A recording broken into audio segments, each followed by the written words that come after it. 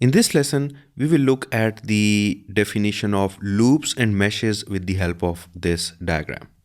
So first of all, a loop is a closed path in a circuit so that no node is crossed more than once. So that is the definition of loop, and also a mesh is a loop that contains no other loop inside that. Now, what do these statements actually mean? Well, let's look at this diagram to clarify that. First of all, we have 1, 2, 3, 4, 5, 6. We have 6 elements and hence 6 branches. And as far as nodes are concerned, let's put dots on these nodes which are not the simple nodes wherever more than 2 elements are connecting.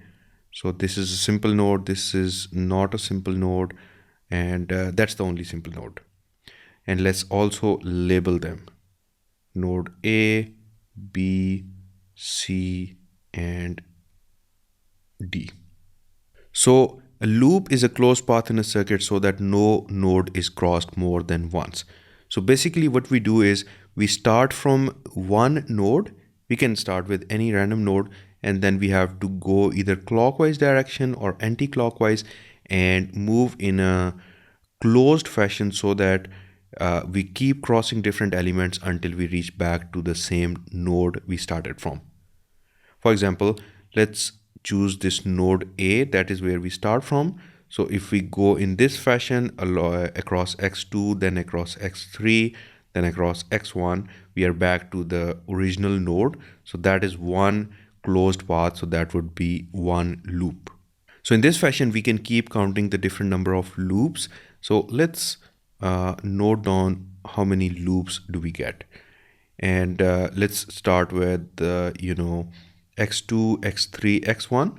Or for the same loop, we can start with this point. We can first cross x1, then x2 and x3. We can even start from here, okay? And that would mean x3, x1, and x2. Or yet we can further go anti-clockwise direction. But let's start from here.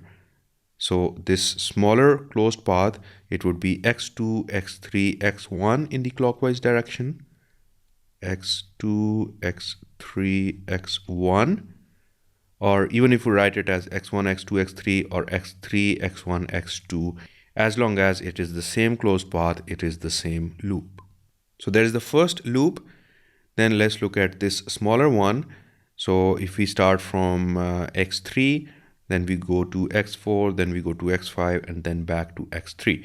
So this would be another closed path. Let's write it as x3, x4, x5, x3, x4, x5. That is the second loop. Then for the last one, it is simpler because we have only two elements. So we can either write it as x5, x6 or x6, x5. Either way, it is a complete closed path. So let's write it x5, x6. So these are the three closed paths, and then we can further combine two smaller paths to create a bigger path.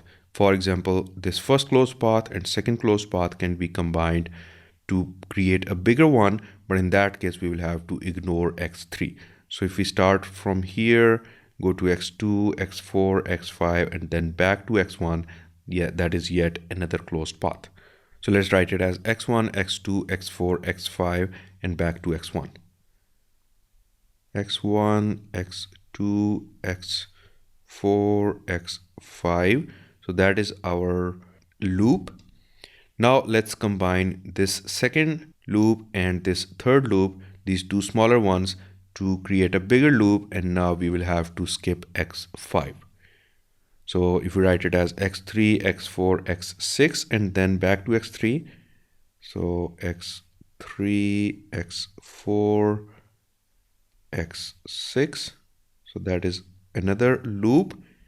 And lastly, we can combine all these three to create the biggest loop, and in that case we will have to ignore x3 and x5.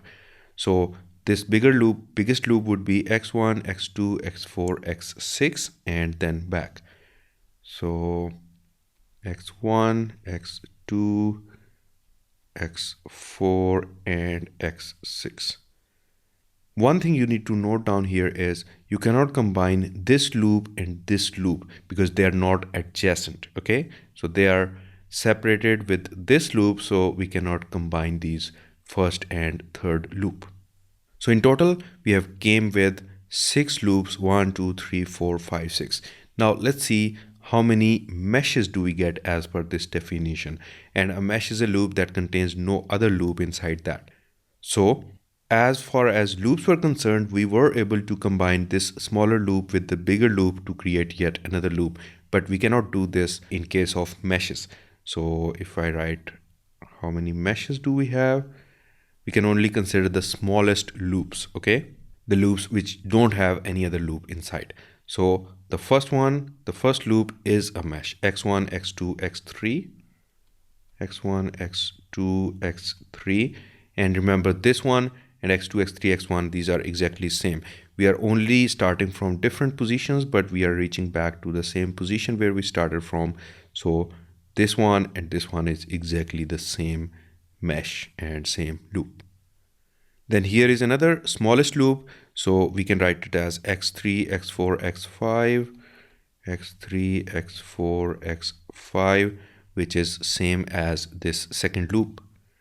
And then here, this is another smallest loop. So x5 and x6, this is also a mesh. There are a total of 6 loops, but out of those 6 loops, only the first 3 are the meshes.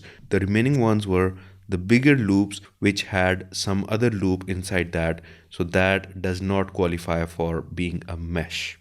So based on this criteria, we can also say that every mesh is a loop, but not every loop is a mesh. So all of these meshes are loops in their own right, but not all these loops are meshes. Only some of them, which are the smallest loops, these can be called meshes. So I hope this clarifies the concept of loops and meshes and what is the major difference between them. So thanks for watching and see you in the next lesson.